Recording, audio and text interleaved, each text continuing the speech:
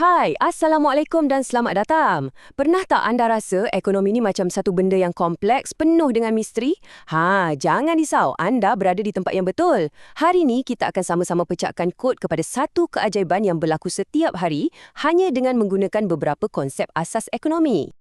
Cuba kita fikir sekejap. Betul-betul, siapa yang arahkan petani untuk tanam gandum? Siapa yang suruh pemandu lori hantar tepung tu ke kilang?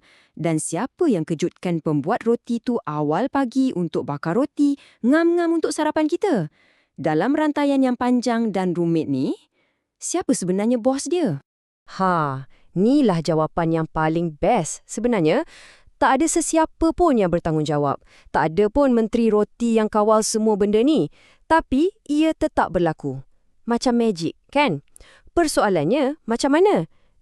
Jawapannya ada pada dua kuasa ekonomi yang sangat hebat. Pasaran dan insentif. Baiklah, jom kita mulakan dengan kepingan puzzle yang pertama. Untuk kita faham macam mana semua ni boleh terjadi, kita kena tahu dekat mana ia berlaku. Dan pentas untuk semua interaksi ni, kita panggil pasaran. Okey, bila kita sebut pasaran, jangan bayangkan pasar basah atau pasar malam je tau. Pasaran ni sebenarnya sebarang sistem interaksi. Shopee tu pasaran, Lazada tu pasaran, bursa saham pun pasaran. Kiranya, mana-mana tempat di mana permintaan bertemu dengan penawaran, itulah dia pasaran. Baik, jadi sekarang kita dah ada pentasnya iaitu pasaran. Tapi macam mana semua pelakon dalam pasaran ni, petani, pemandu, pembuat roti, tahu apa yang mereka patut buat?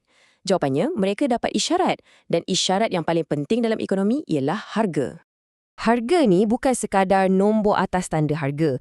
Fikirkan, harga ni macam satu paket maklumat yang super padat.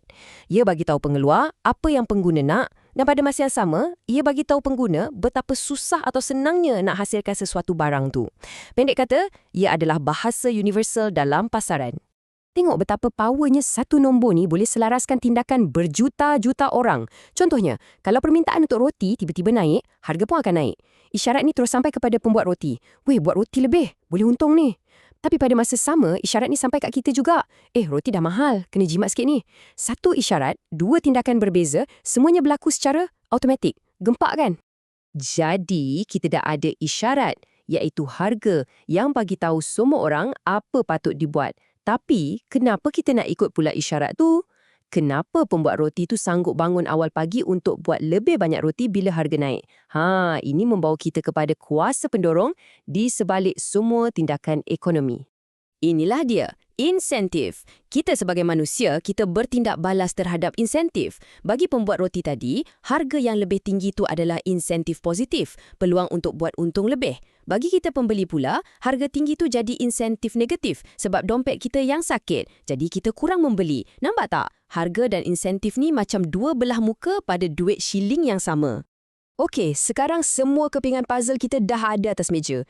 Kita ada pasaran sebagai pentas, harga sebagai isyarat dan insentif sebagai motivasi. Jom kita cantumkan semuanya.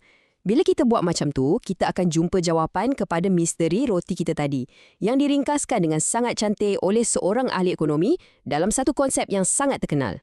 Cuma kita renungkan sekejap. Petani tu tanam gandum bukan sebab dia kesiankan kita tak dapat sarapan. Dia buat semua tu untuk sara keluarga dia. Pembuat roti itu pun sama. Masing-masing bila buat kerja hanya fikirkan kepentingan diri sendiri. Tapi, inilah keajaibannya. Dalam kesibukan masing-masing mengejar keuntungan, secara tak sengaja, mereka sebenarnya telah bekerjasama untuk pastikan ada roti atas meja kita. Rantaian bekalan yang sangat kompleks ni wujud hasil daripada jutaan keputusan individu yang mementingkan diri sendiri. Konsep hebat ni diperkenalkan oleh Adam Smith yang kita anggap sebagai bapa ekonomi moden. Dia panggil fenomena ni sebagai tangan gaib. Tapi penting untuk kita faham, ini bukan kuasa mistik atau sihir ya. Ia hanyalah satu metafora yang sangat kuat untuk gambarkan macam mana pasaran melalui harga dan insentif secara automatik menyelaraskan tindakan kita semua untuk hasilkan kebaikan bersama.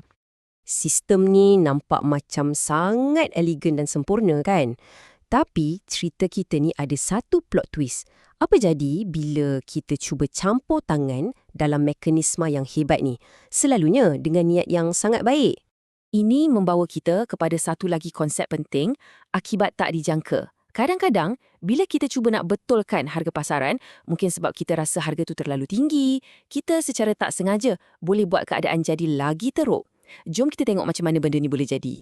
Bayangkan senario ni. Kerajaan sebab nak tolong orang yang kurang mampu tetapkan harga maksimum untuk roti.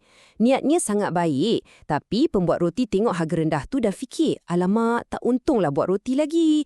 Terus hilang insentif dia. Jadi apa dia buat? Dia kurangkan buat roti atau berhenti terus. Akhirnya apa yang jadi? Rak dekat kedai jadi kosong. Orang yang sepatutnya dibantu sekarang langsung tak dapat beli roti. Nampak tak? Jadi, pengajarannya kat sini sangat jelas. Mekanisme pasaran ni sangat berkuasa. Ini tak bermakna kita tak boleh campur tangan langsung. Tapi, ia bermakna kita mesti faham betul-betul sistem harga dan insentif ni sebelum kita cuba ubah apa-apa. Kalau tak, niat baik kita boleh membawa padah yang kita tak jangkakan. Jadi, kita dah lihat macam mana tangan gaib ni secara ajaibnya sediakan roti untuk kita. Dan macam mana campur tangan boleh kacau sistem ni. Ini tinggalkan kita dengan satu soalan besar untuk difikirkan.